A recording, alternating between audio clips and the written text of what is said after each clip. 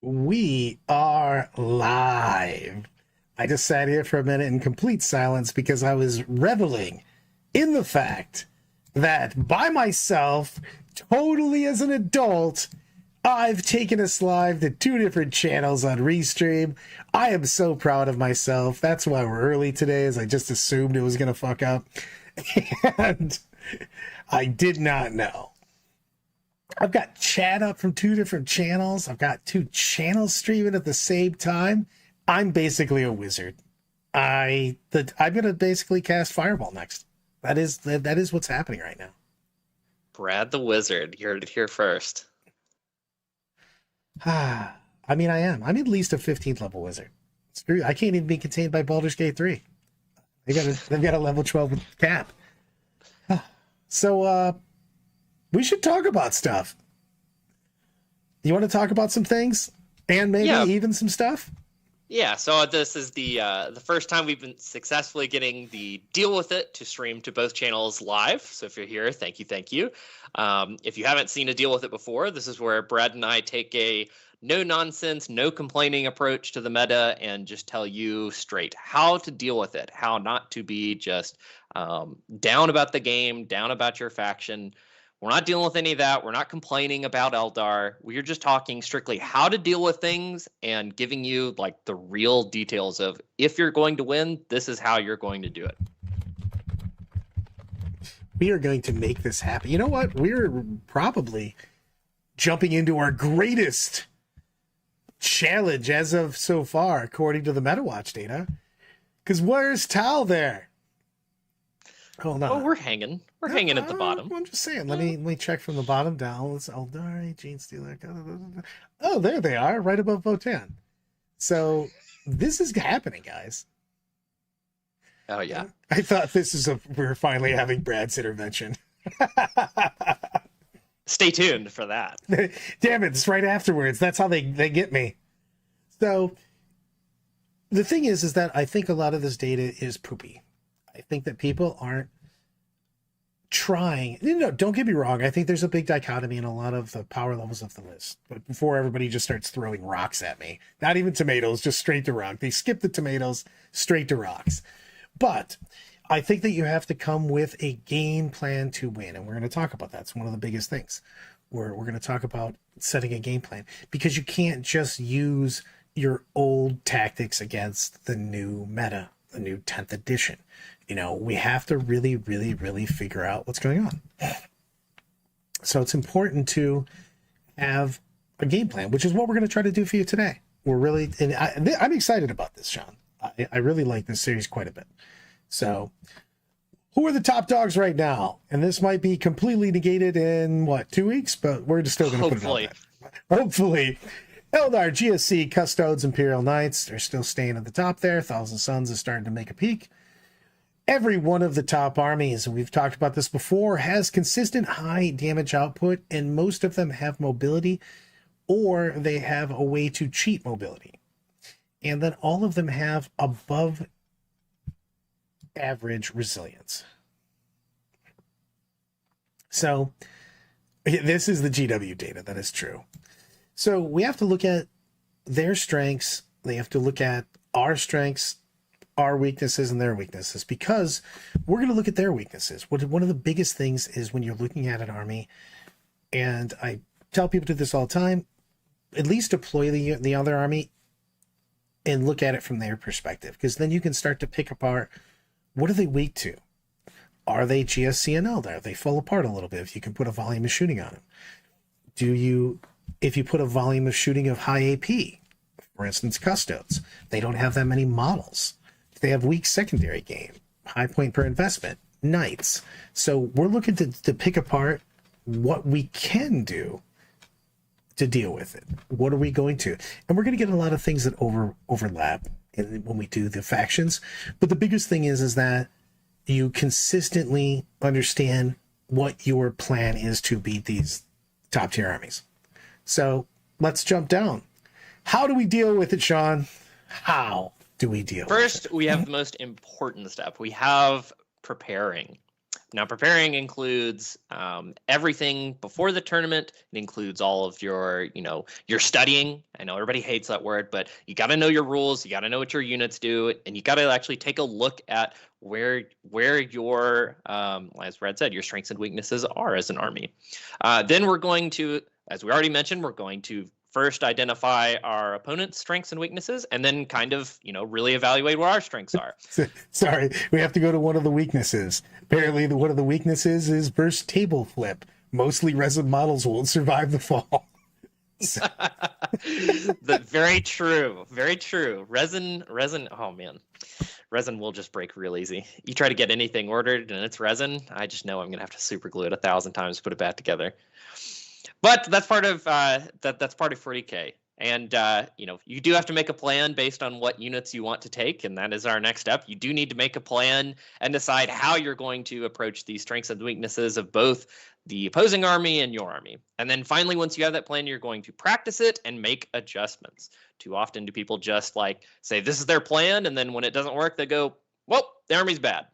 In this case, if you played Tau once and your plan didn't work, you probably put them on the shelf and never touched them for the last 2 months. 100%. We are here to say, don't do that.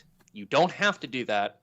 And as I told Brad before we started, I think Tau are a faction with one crippling problem, and the rest of the book is actually solid. And if we're going to that, as Brad and I mentioned, the data slate, potentially in 2 weeks, maybe you're going to shake some things up. And if it takes out that crippling weakness, I think Tau improves substantially.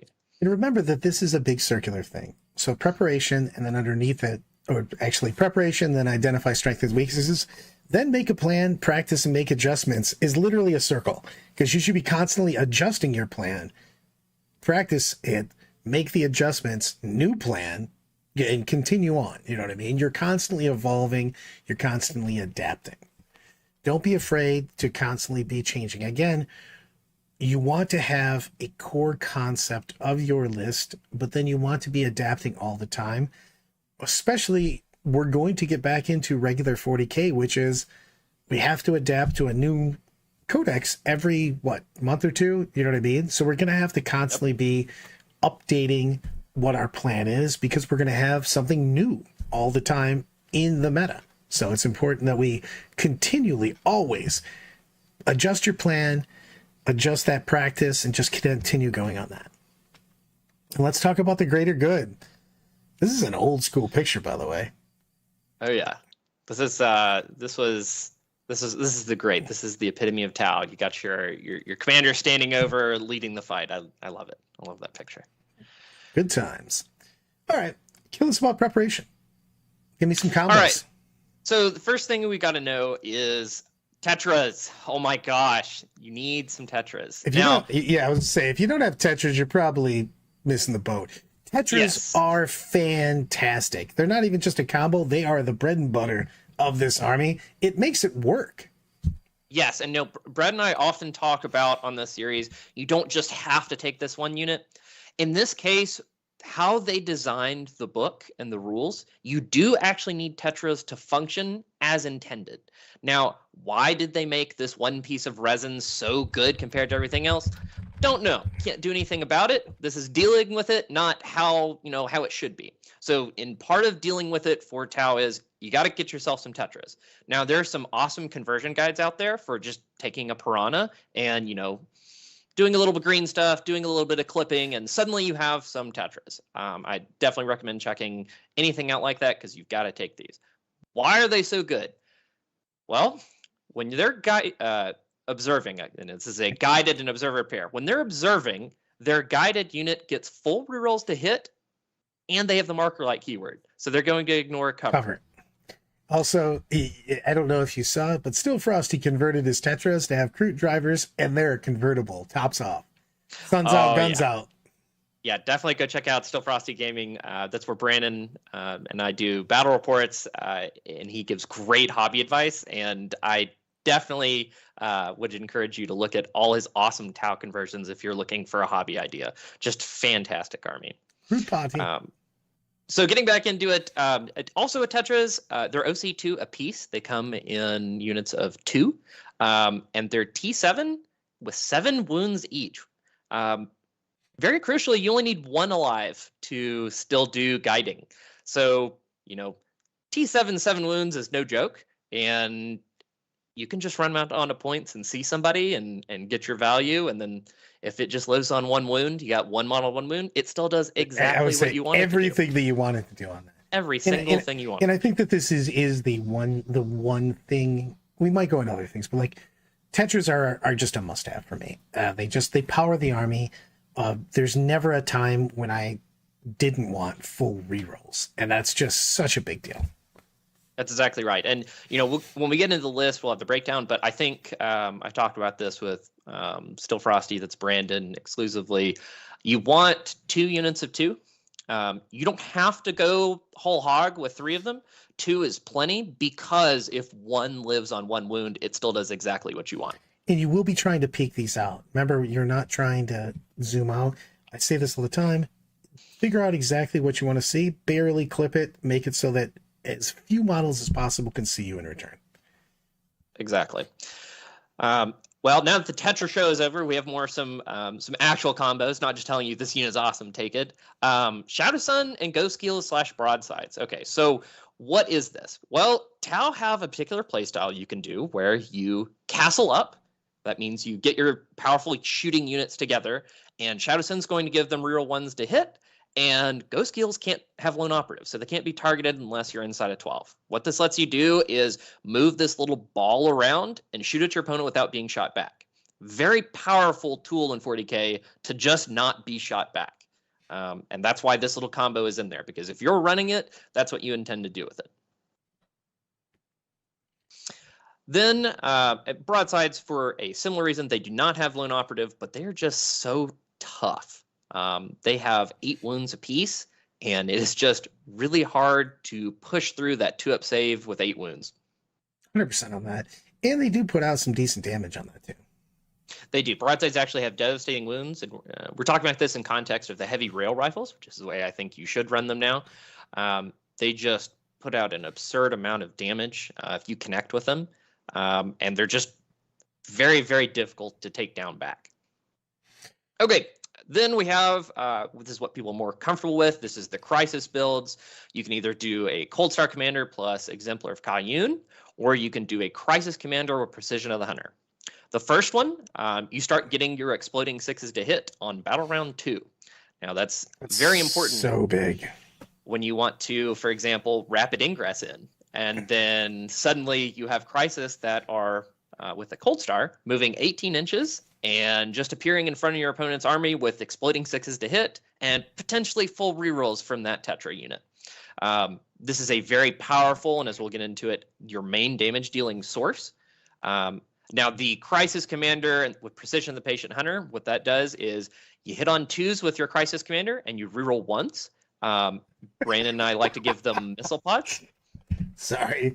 Oh, just because I'm just reading the wall and all I see is Grateful Dead Rhodey brings his nephew to work day.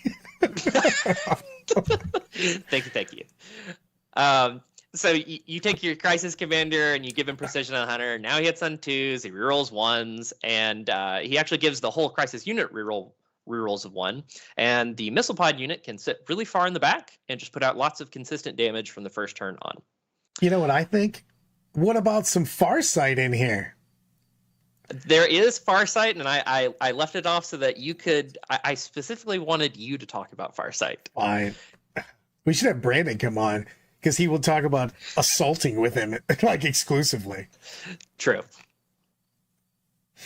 Farsight is a very powerful unit. He gives his unit... He's going to attach to a Crisis unit. He gives them +1 to wound, and once per game, he can reroll hits, wounds against target in melee. I would not suggest running him into Schlaxy Hellbane, as Brandon find out. That's a bad plan. But into other things, other smaller things, he's actually, pretty solid. And the thing is that I wouldn't look at the melee on it. But the big thing is +1 to wound is always going to be a big deal, especially when you're talking about having a ton of weapons that are going to wound bigger things on 5s. Bringing that back down to 4s is really upping that damage that you're going to be doing. Yeah, and he definitely fits along with your rapid ingress in.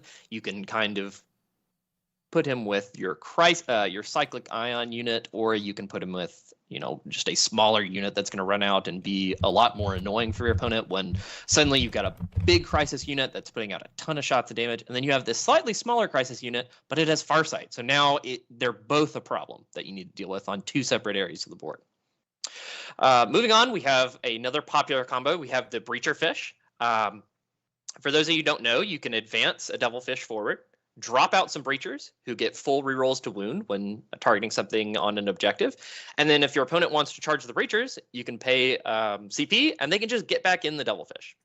Now, I am personally not a fan of this combo because it is predicated on everything going right and you having both Breachers after the shooting phase and the Devilfish, which in my case is... And CP. And CP, which is hard to come by in this edition, especially with Tau being very hungry with their CP. And that leads us well into the next thing. This is a high amount of CP you need to spend to do this combo, but Pure Tide Ingram Neurochip lets you use a stratagem, maybe it's already been used, so that lets you double strike and fade on a turn, which is very powerful if you can get it off. But you I need have to thought bring about that quite a things- bit. The only thing is that they're no longer infantry, so you do have to set it up Correct. kind of shuffling behind walls as opposed to jumping through them like you used to. So it's a better setup, or sorry, it's a harder setup, but it's still really, really able to be done. And I think people aren't utilizing it enough because everybody's just angry that you can no longer do that. You have to adapt. Yes, it is worse, but still very viable. Yes, and if you want to try this combo out, I would try it by taking some lone ethereals and just leaving them in reserve. Ethereals have an ability where you just roll a die and on a 4-up you gain CP. That's pretty much what you need when you're going to be spending potentially 4 CP in a turn to double strike and fade. I would say to double strike and fade. Very powerful, very expensive. And the final thing, this is just something you should be doing on your Tau units. This is the Marker Drone and Gun Drone. What this little combo does is you just need to give one model in the unit, Marker Drone and Gun Drone. It lets you advance and be an observer. It also lets you advance and do actions, even when you otherwise wouldn't be, because the Gun Drone is assault. And now your unit has the assault keyword, which means you can just move wherever you want, do your actions. And that's a big thing is because you're looking, as always, it's not just about killing. Sorry, Tau players. But it's sometimes about scoring and being able to do those actions, being able to put down a teleport homer, the second cleanse, get those points on the board. That's exactly right. And we're going to spoil it in this next section a little bit. Tau has lots of cheap scoring units. We got the Krutox Riders. We got the Krut Hounds. You've got Farsight Marksman, which is just a little 70-point lone op guy. You've got 55-point Piranhas with Seeker missiles that can infiltrate. But the big thing about the Piranhas, especially, Piranhas are fantastic for not only scoring from move blocking because of the fact that they were born for move blocking, in the fact that they just have a tiny little body and then a big arms wide, don't go this way model. So they can take up a lot of space. Yeah, it's a very, very good point, and that's kind of what you're in for when you're playing Tau. Is you need to get very comfortable taking these not necessarily very aggressive approaches, but very tactical approaches with some of your units. So, yeah, go ahead, Brad. No, I just want to say the thing is that don't forget about these secondary trash units. It's very, very important. I mean, I am a little bit the trash man, but you still have to have those units out there. So because in the end you have to score points. You can't just go, hey, I'm going to kill everybody. Sometimes that works. Most of the time you need to still focus on scoring points. Don't sleep on these. That's right. And we're going to touch briefly. Yes, you can hold objectives with Ghostkeel and Anva, but really with Tau, you're going to make a movement plan. This is an army that has to make a movement plan. And your units are basically going to be pulling double duty. They're always going to be holding the objective and shooting at something. They're always going to be denying a deep strike and barely touching an objective. And then what's the army identity? I touched on it. You can either play a castle type strategy. This is where you bunch up in a ball and keep your power locked and loaded, ready to go if your opponent steps out. Or you can play a more moving around the board, rapid ingressing in, aggressive crisis type build. 100%. So event rulings, yeah, we had it touched on in the chat. I believe it was Kara Quintero. You have to know how Overwatch is going to work. If your tournament's going to say you can use it twice in the same phase, you do have that option if you go the Pure Tide Ingram Neurochip route. But more importantly, you need to know how For the Greater Good's going to work. I have seen tournaments rule it very differently on who can be an observer and who is guided and what that means and how it interacts with doing actions or doing other things. Definitely send a question to your TO. Just write an email. Hey, how does this work? Tower, not a very popular tournament army right now for reasons we'll get into, but you definitely need to know that. And secondly, as Brad mentioned earlier, your crisis suits cannot go through walls anymore. I had my highest placings in tournaments last edition with Tau, and in every single one of my games, I was running my crisis troops straight through walls, and they just can't do that. Just can't.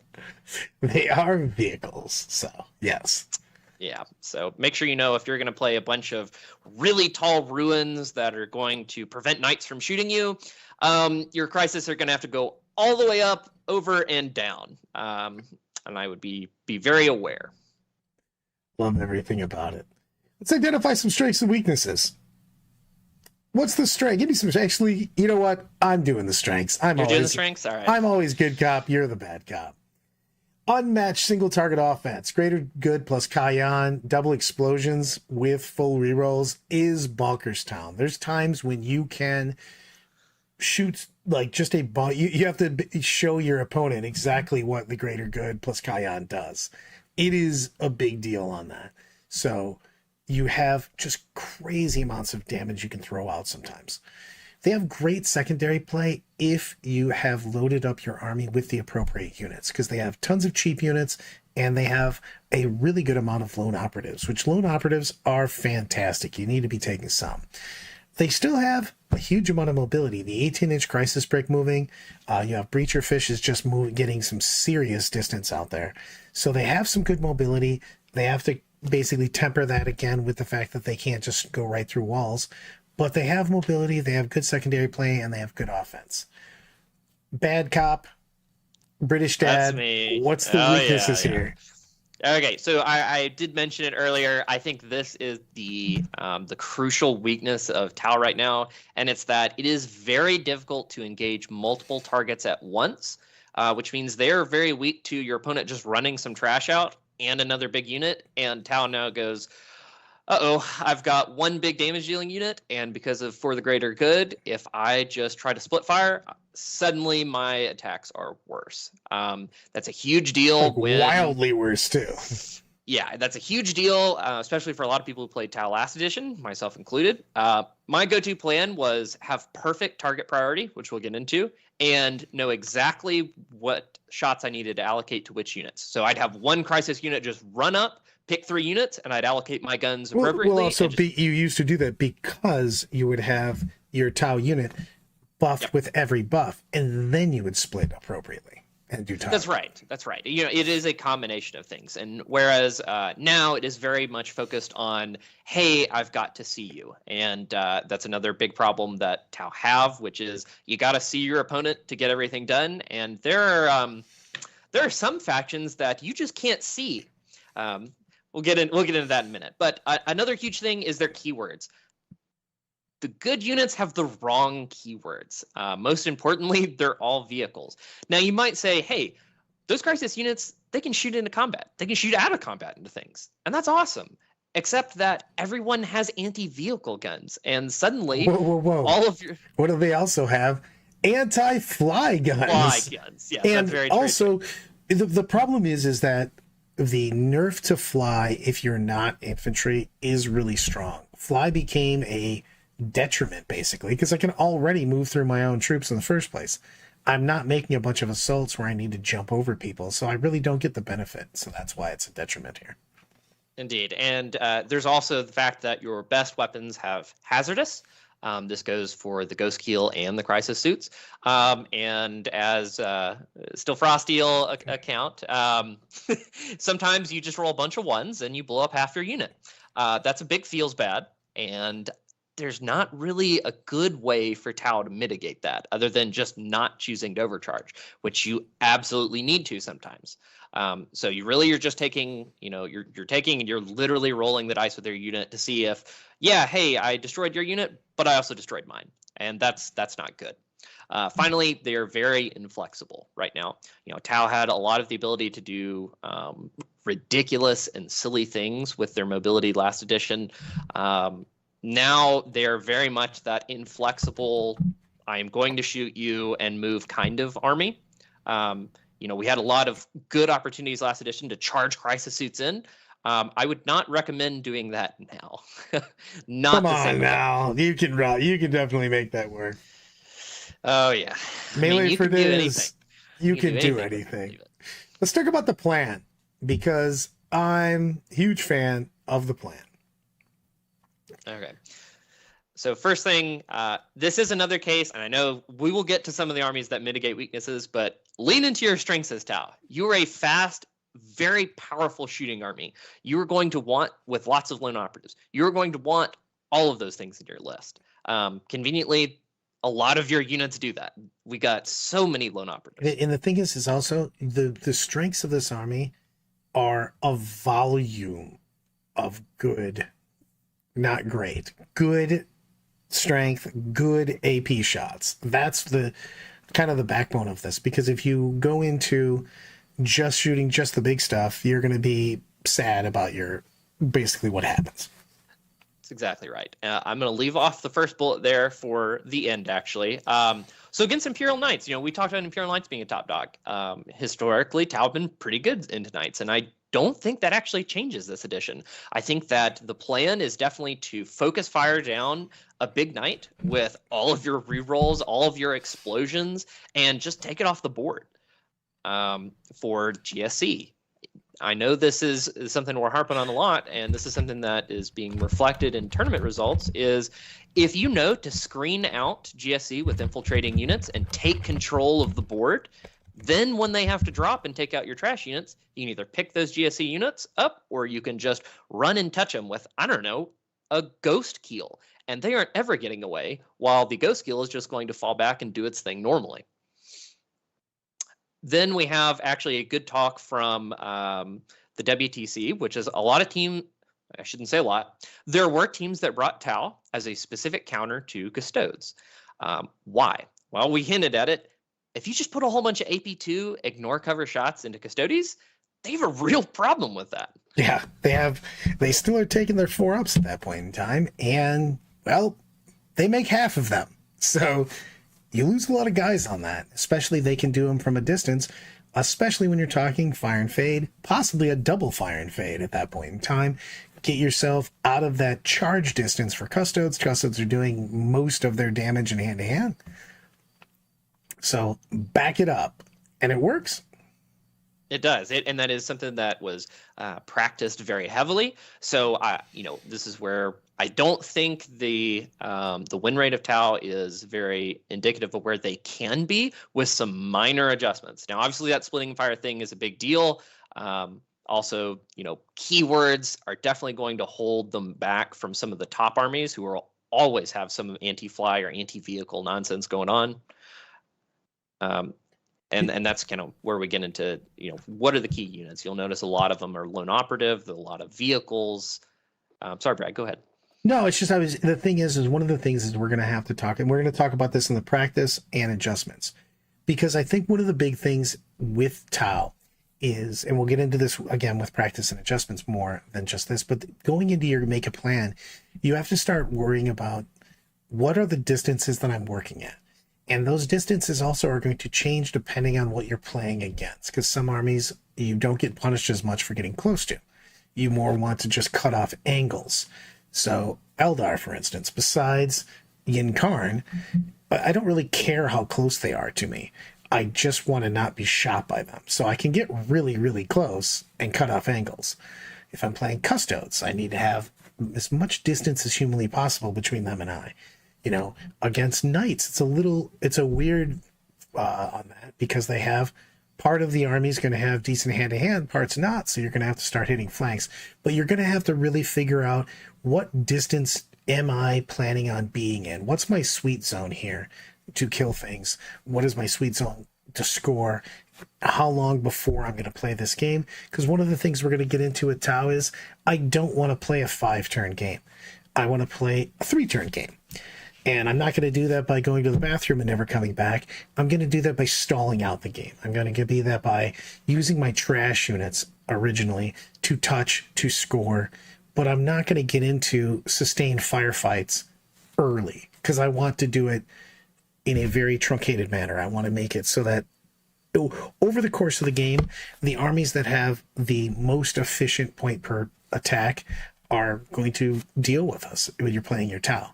You have to make it so that you're in a limited amount of firefights and really maximizing your, preferably, we hit something, we kill all of it, we fire and fade, and we take no fire back.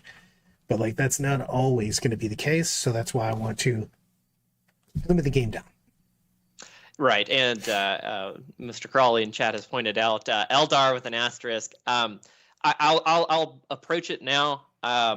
I do feel like the worst possible matchup for Tau is also the most popular army in a tournament right now. They have so many tools to make sure they aren't seen, that suddenly all of your unique abilities and combos start to not function when you can't see your opponent. And they very much nerf Tau's indirect ability, which is a weakness of Eldar right now. Not so much that you can't run one crisis suit out or rapid ingress it in and get an angle on some Eldar units. It's more that a Night Spinner shoots you and suddenly your crisis brick doesn't move as far, which means maybe you can only see one unit. But most importantly, they just make it so that only one Tau unit can see. Yeah. And then, well, it's big, because I think that you're going to work a lot on reserves. I think you're going to hit, and the thing is to be honest, it's still a bad match. There's a reason why they're winning at a ludicrous rate. But I think when you're playing against Eldar, it's important, very important, to hit a flank very, very hard and not try to dance around with them. They're faster than you. They have more ability with their fire and fade of full movement. Their phantasm. You have to hit one flank super, super hard and make it so that they get punished for trying to hit you with what they're going to hit you back. So you want to take away a few pieces, but the thing is you're going to use reserves, you're going to use deep strikes, you're going to use the ability to hit somewhere super hard, because you do have good movement. You're going to be able to hit some things. They have a huge footprint. They still, even though they're hiding very well, they still have a big old butt. There's a lot of big old grav tanks back there that you can get line of sight on, and I really believe that you can do that. It's not easy at all.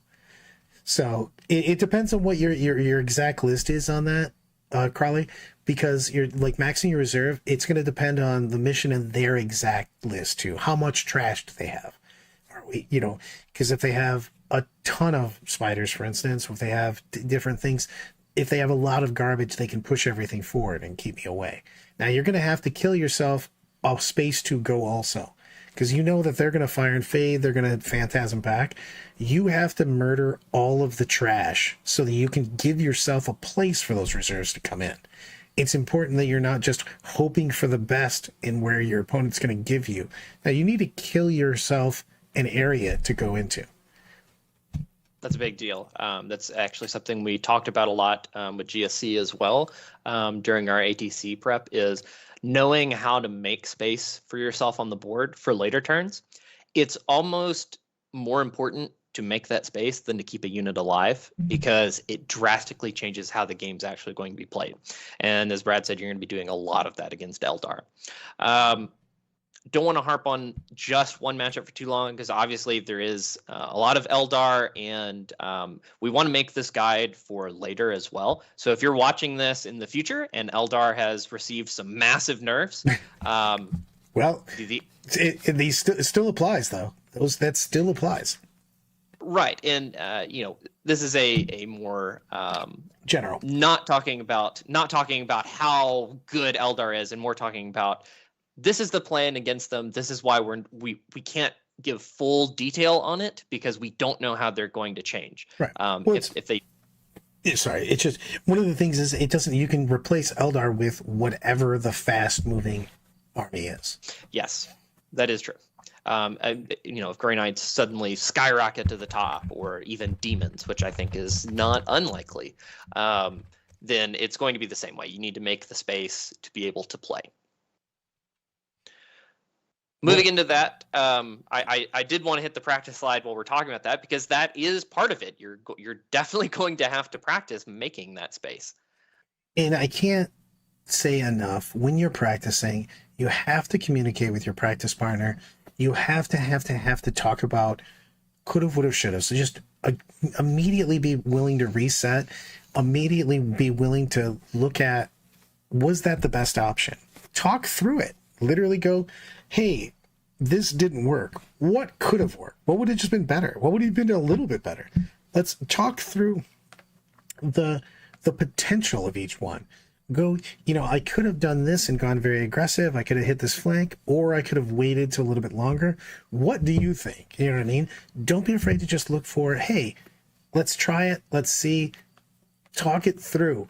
Ask, well, what would be harder for you? If you're trying to play that out there that night, that GSC, you make a move and you have an option of, an aggressive move, a push move, defensive move. Ask your opponent, what would be the most basically annoying move I could do? What would make it more difficult for you to close this game out?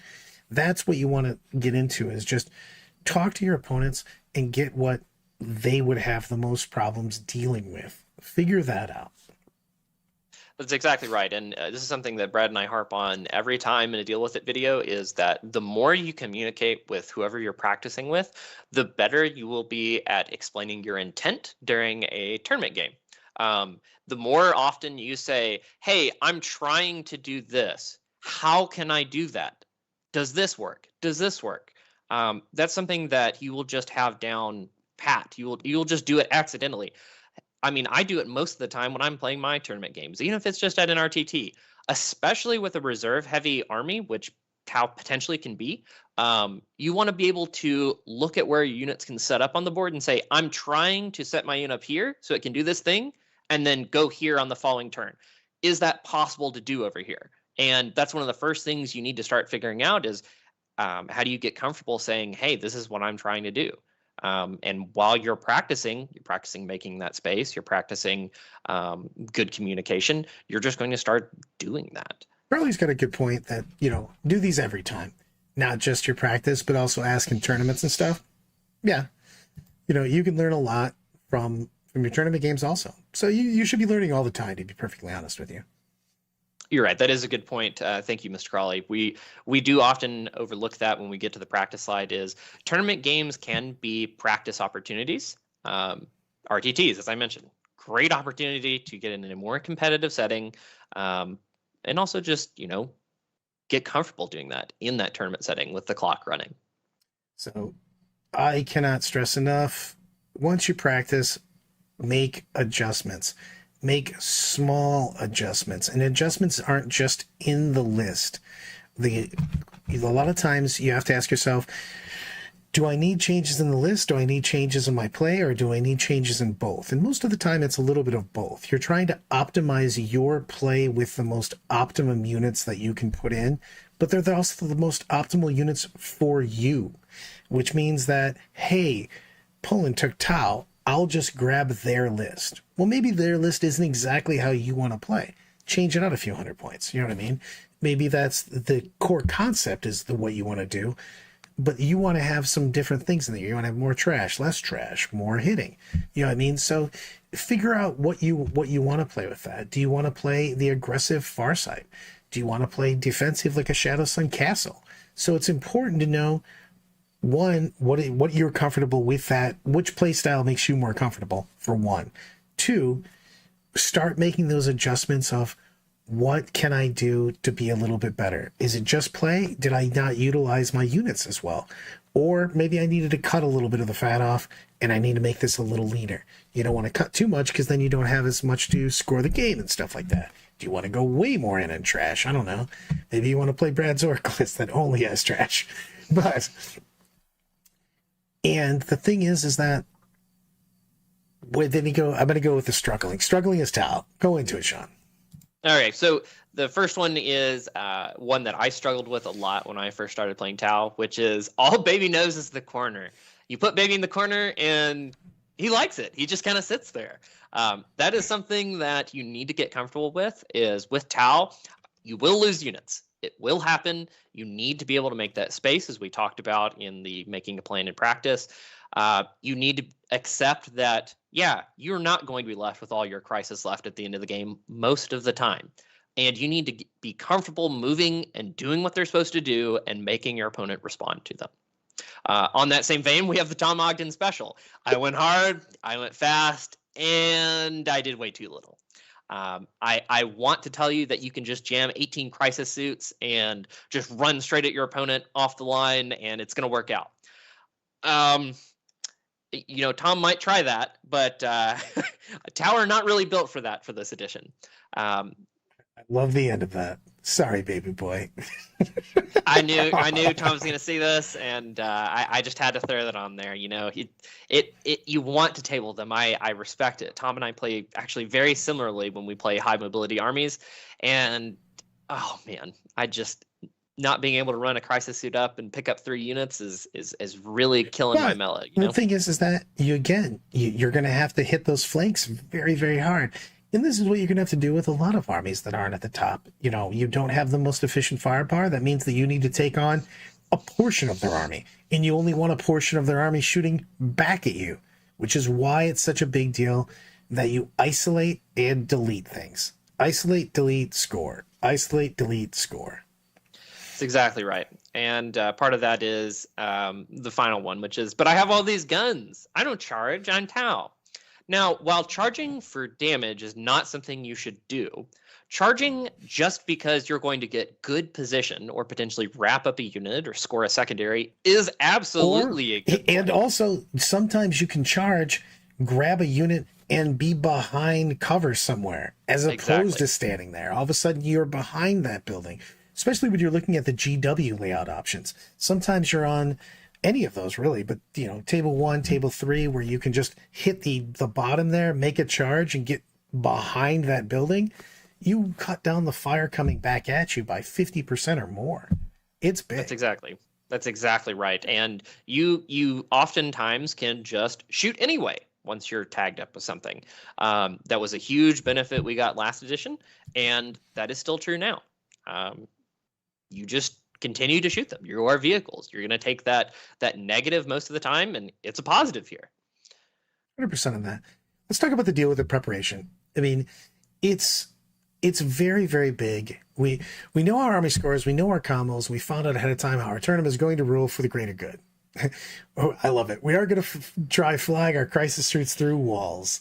I needed to read that one for you just to go, well, maybe Sean did that. So yeah. It's a big thing on this, is that when you're looking at preparation, you have to put everything together. So the preparation basically includes everything underneath it. So that's the overlying preparation, includes everything. Being comfortable, bringing your stuff, also with preparation, bring cards you make yourself. Bring whatever aids you need to help you, to make you the fastest you can be, and to also, and this goes with every army, but I cannot state enough how good it is to have everything that you need resource-wise right in front of you, because the more time you burn doing dumb shit, like not knowing where your general deployment is, not knowing what your stats on your unit is, not knowing how something works, read that up first. Give yourself the most time you can have. Nobody wants to lose a game because you felt rushed on turn 5. You know what I mean? That's a big deal. That is, and something I would advise for this edition specifically is just get 2 different colored poker chips. You got a observer poker chip and you got a guided poker chip. It's the easiest thing to do, just to place them down and keep yourself straight, keep your opponent straight on what's firing, and it'll really improve your target priority once you start doing that and actually seeing it on the board. So let's talk about identifying strengths and weaknesses. Hit us up there. So we talked about this. Tao's big strengths. You've got mobility, you've got overwhelming single target damage, and you have great secondary scoring. Since you have all these lone operative units and you have these cheap units, you can be where you need to be without too much retaliation from your opponent. We are going to be aware, as Still Frosty mentioned in the chat, we're going to be mindful of our hazardous weapons. When to hazardous? When can I afford to lose my entire unit to rolling a bunch of 1s on my hazardous checks? We're also going to ask our opponents, hey, what anti-vehicle, anti-fly weapons do you have, so that we can not just lose an entire crisis unit to 1 activation from our opponent, at least as best as we can. And it's big on that, because you have to lean into your strengths, especially when you have an army that isn't as versatile as you might want as some of the other ones that are at the top of the meta right now. So it's a big deal. I don't even know what that is, but there's a lot of them. Oh yeah, we have some purple monkeys in the chat. Thank you. I love everything about that. I don't know what the hell they are. But thank you. That's wonderful. One of the big things is that when you're looking at identifying your strengths and weaknesses, playing into your strengths, trying to minimize your weaknesses, is making your plan.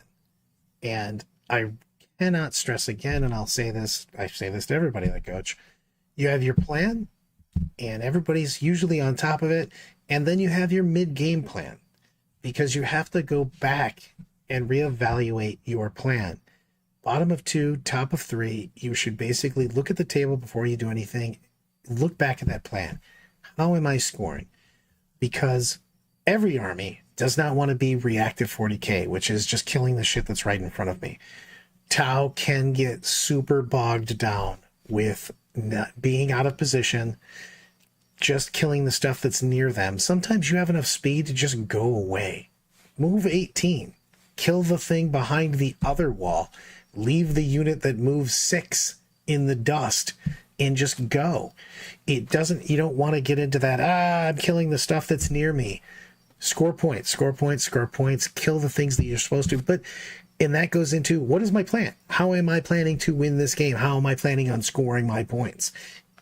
Everybody can get bogged down. Most games, to be honest with you, get bogged down into killing shit that's really close to me. It's very, very big. That's true, and that's part of being in the corner. If you spend the whole game in the corner just shooting whatever your opponent sends right in front of you, you're going to look up at turn 4, and they may not have an army, but you have never left the corner. So you have no points. Yeah, exactly. It's just such a big, big deal. And the plan is you got good things on this. It's like, for instance, GSC, we need to pressure them to keep those ambush tokens back. Knights, I cannot stress again, almost every army a little bit, but especially Knights, kill small bits, kill that one flank, kill a big guy, kill a little guy, kill a couple little guys, make it so something can't see you. It's just play a little bit at a time with Tau. If you go all in, you're going to find out that your shit costs more than other people's shit, and you will not be happy with the results. You'll be very happy with the results if you isolate and focus fire people down and keep that proper distance on that. And you'll be doing that with practice, because practice gives you I said at the earlier the video, which is, what distances do I want to be at for this army and against this army? Where do I need to be? Lone operatives, for instance. Is that lone operative doing anything, or is that lone operative just hanging behind a wall, making it so no one can shoot him, so the indirect's not shooting him? So even if somebody advances, moves up, tries to get right up on top of you, just make it so you're taking the objective. I would much rather have 5 more points every turn for primary than a couple shots from my lone operator. Score your points. Make your plan to win. That is, and that leads us into practice. Pre-plan what your lone operatives are going to do. Know ahead of time that we talk about. It's okay to move out and strike something. It's okay to run a lone operative out and lose it. You're comfortable losing your units as long as they're doing something. Talk with your opponents. Communication is key in every 40 game you play, and with Tau it's no different. And finally, Brad's favorite part, we're making adjustments. You've got to be comfortable and familiar with your list. I think it was mentioned in chat earlier. Tau does not have one list. Now we have two variations coming up of a similar list, but that does not mean you must play them. You need to be comfortable and familiar with whatever you're bringing and that it fits your style. Do you like playing 9th edition Tom Ogden offense? Okay, well you're going to play a more aggressive list. But you don't have to only do that every turn starting from turn 1. But at the same time, you're not babying the corner. You're not just sitting back there. Choose your time. Passive aggressive is what I call it. Come up, limit the amount of shots, kill things. Oh, I cannot stress this enough. Isolate, kill, take as few shots as possible. I want to play a shorter game. I don't want 5 turns of engagement. I want 2 or 3 turns of engagement and 2 turns of just screwing around, maybe killing one thing, no one shoots back at me. I would love to have as many resources as humanly possible alive at the end of the game. It feels really good when your whole army's in Kalyan and then you put the volume of fire on them. I want to stall. So we need those units that can do that. Practice that. Practice scoring. Practice making sure that one of the biggest things in 10th edition 40K, don't put up zeros on turn 1. You have to have things deployed. You have to have things that are fast enough to score some secondaries right away. We're going to get a Nova question. I said this off topic, but I haven't got a response yet, so I wanted to ask, is the DOG team for Nova still looking for another player or not? Because I asked Craw and he hasn't got back to me. I don't know. I was one of the players on the DOG team, but I am not on the DOG team now because of life. And I'm driving with Tom literally during the tournament. So I will send you a message on that. So we got a couple lists here. I want to talk about, first off, we have a powerful list, a manly list. This one drinks vodka for breakfast. This one is power, and I call it Farsight aggro. You know why? Because it's got Farsight, it's got aggro. Duh. So, first off, we start with, wow, look at Farsight. Farsight giving +1, he's a crisis commander. He throws down the pain. He can also beat people up. Not as many as you think, but still he can beat some people up. Don't be charging greater demons. Yeah, Don't exactly. do it. Cold Star with the Exemplar of Kalyun, 4 cyclics. You're going to see a lot of the 4 cyclics around here. Marker, shield drone. We've got a crisis with 4 missile pods, precision, marker, and a gun. We got a 6-man, a 3-man, and a 3-man. And all of these are going to be jammed up with cyclics. Sans the last crisis unit, which I actually think is my favorite crisis unit. You're doing your big damage with these cyclic units. You're putting the buffs on them. You're getting characters with them. You're slamming down and you're crushing some stuff. Of course, always flank, isolate. The other crisis unit has those long distance missile pods, and they are trying to pick up the trash. They're trying to nickel and dime people, trying to be safe. Those are the things you're doing stuff with early in the game where you're barely just peeking out. And then your other guys that are doing damage without sacrificing anything, ghost kills, lone operatives. With the Rakers, fusion, and support system on them, it's really nice. They're not going to flip the world over with their damage, but it's also nice to shoot something and then just give the finger to your opponent and tell them that you're not allowed to get shot back. It's very, very big. And I wanted to step in there to say also, don't be afraid to charge your ghost kills. Ghost kills have a silly rule that says twice per game when an attack is allocated to them, change the damage to zero. Yeah. And that's a big thing on that. So we've got the piranhas here. Piranhas, literally, if they do any damage, it's fantastic. They do have secret missiles and fusion, which is big damage weapons. But I want piranhas to get in the way. I literally want them to stall the game. I want them to do an action. I want them to take an objective. I want them to get in the way. If they do anything else, cool. Same thing with the stealth suits. Fantastic unit. If they do absolutely anything, I will again be fantastically happy. But I want them for early game move blocking. I want them for early game mission taking and getting me that 5 points. That's what the stealth team's there for. And then we really have already talked a lot about the tetras. Just use them. They're amazing. Full rerolls will power this army through. Full rerolls to hit and +1 to wound. It's a hell of a drug. Feels good. For sure. So we'll talk about this lesser list. I mean, the other list. Yeah, the other list that I get to talk about, the lesser beings. Well, we trade off Farsight. We get Shadow Sun is a lie. Anva's dead. Come on. I mean, he may be just a hologram, but it is what it is. So Shadow Sun Castle. This list is more your style if you want to control the pace of the game and then hit really hard when it matters. To that end, we still have our Cold Star with Exemplar Cayune and the 4 Cyclics. We still have a Cold Star now with 4 missiles. And the reason for this is we are not going to have as many units starting in reserve and just popping all over the table. Instead, we're going to have a much higher impact from turn 1 on, because if the opponent knows that we're going to be sitting back in the corner for a little while, then they might try to rush us and keep us down. So we need to keep a lot of missile shots, which is just a lot of volume at distance to put into them. Then, of course, we have your standard, your 6-man crisis unit with Cyclics. This is your damage dealing unit. It's your main damage dealing unit that's probably going to be starting in reserve and strategic rapid ingressing in, or coming off a homing beacon from a stealth suit.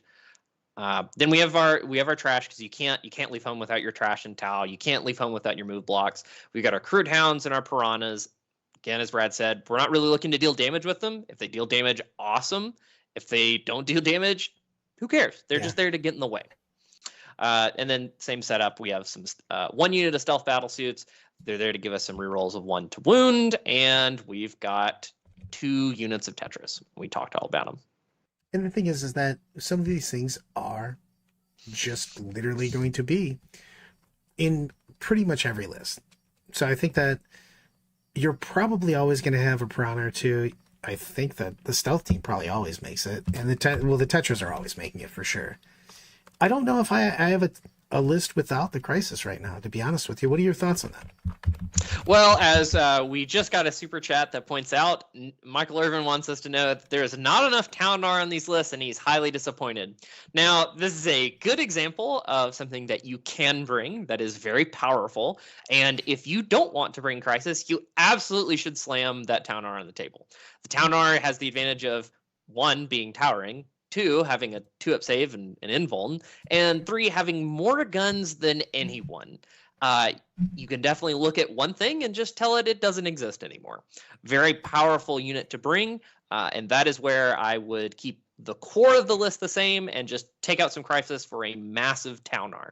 Because who doesn't love the Talnar? The Talnar is awesome. You were definitely right, Michael. And well, the thing is I do want to talk about this real quick, because we talked about 2 sample lists that I really do feel are, for me, the best, but it's also the way I play.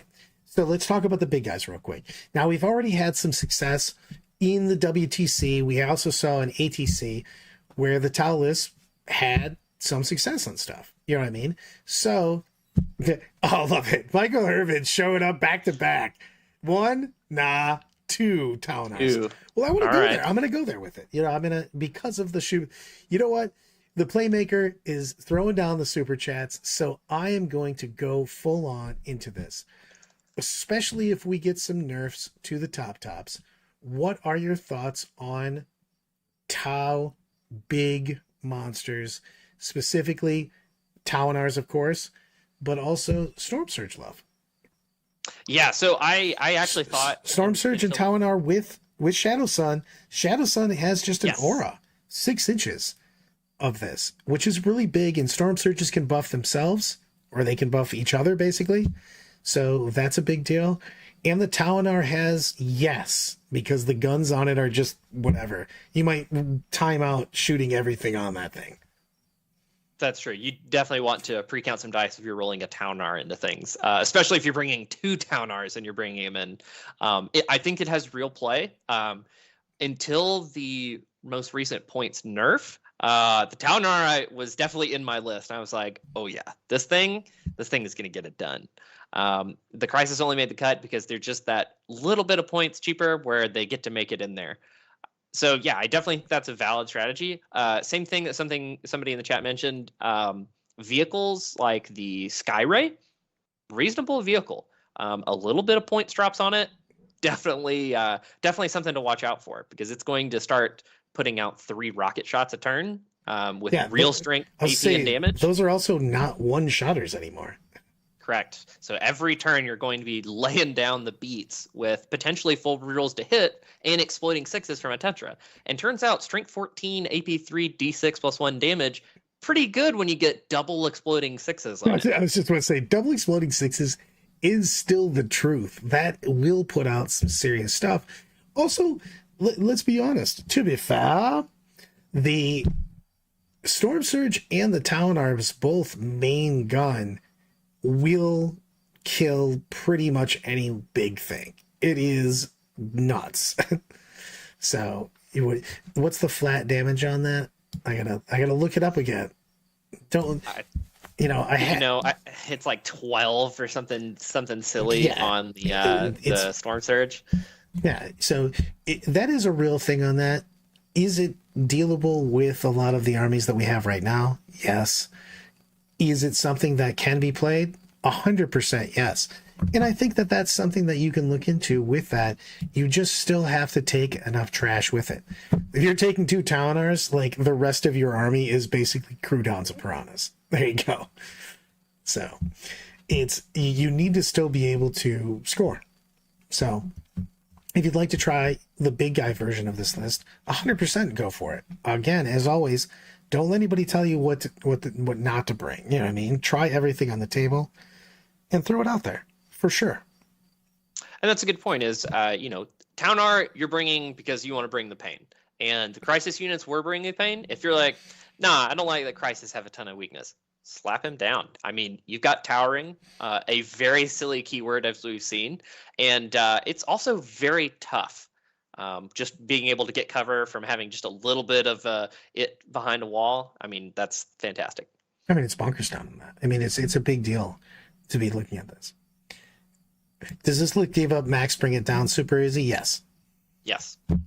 100%. The problem is that I don't know if I'm going to put a Tau army on the board that doesn't. Correct. I think that's very, very true.